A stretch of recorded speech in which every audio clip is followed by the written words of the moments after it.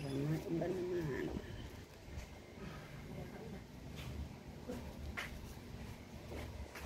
Ayan. Naglalagay ako. Ayan. Ayan. Luto ko ng si Mami Ching. Sinigang. Patawa tuloy ako. Duman ang anak ni Mami Ching. Ayan. I-ready ko palang po to. Ayan. Para maiba naman yung ulam ni Mami Ching. Ang kamamis. Iba-ibang sinigang. Ayan.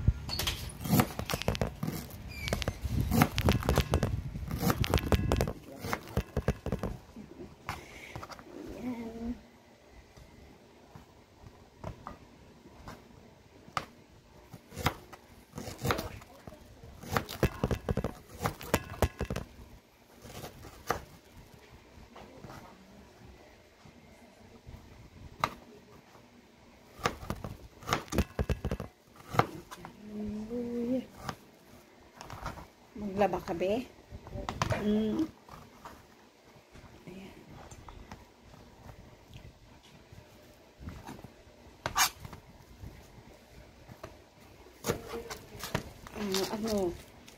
Sinigang na isda ni nanay. Para maiba naman.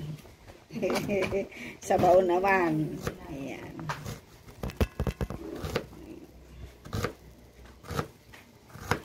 Maiba naman yung ulam ni Mami Ching.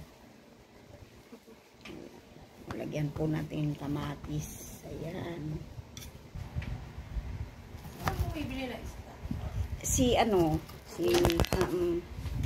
Ayan.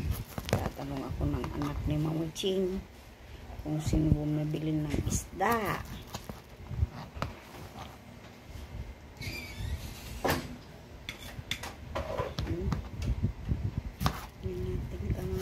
Siwa na din pabilog. Ganyan lang. Ganyan lang kasimple. Para may yun. Ayun.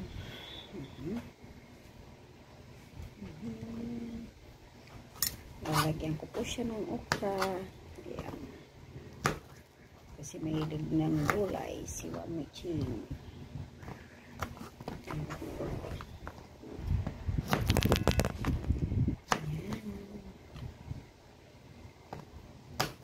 Siya pinakubit, hindi para nunuyain na lang. Pinuputol ko siya para hindi na mahirap amoy ni Mami Ching ang gulay.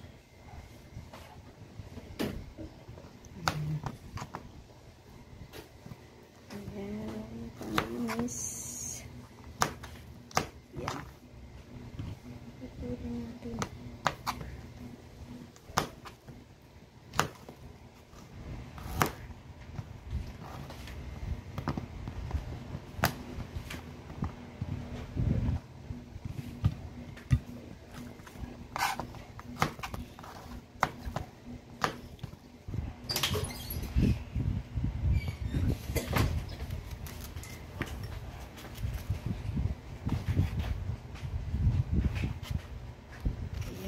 Lagyan ko po siya ng talong.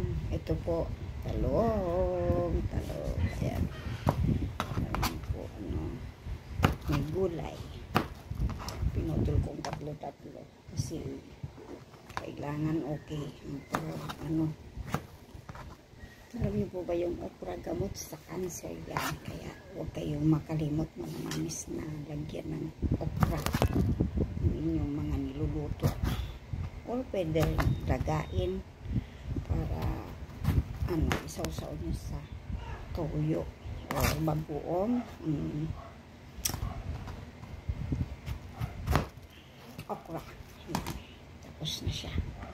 Ayan na po mga kamamis, tapos na po yung dito ko po siya iluluto. Ayan po, ayan. Sa isda, sinigang na isda. Ayan. Wala pa pala akong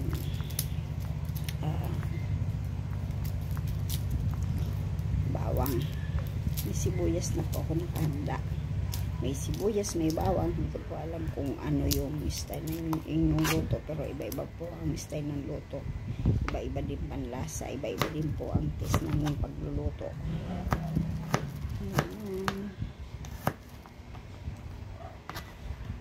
Si Mami Ching abala sa kanyang reason niya.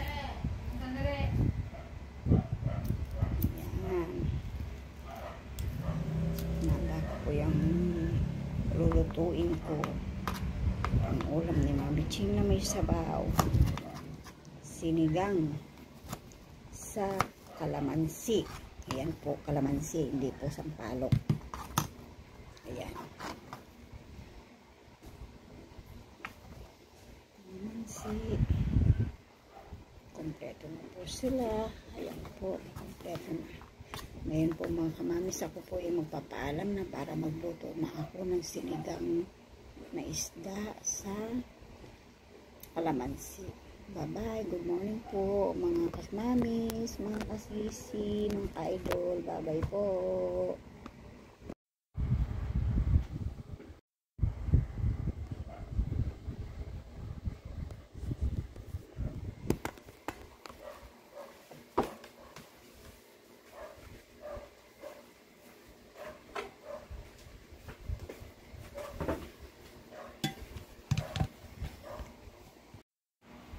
Ayan po, ilalagay ko na dito sa ating bowl na kaldero. Ito po, ilalagay na natin yung sibuyas, sibuyas, luya, bawang. Ayan po.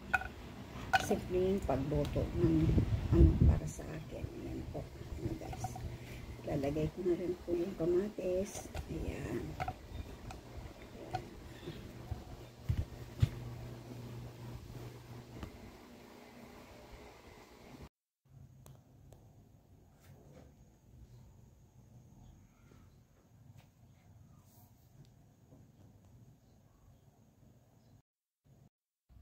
Ayan po yung sinigang na isda yan.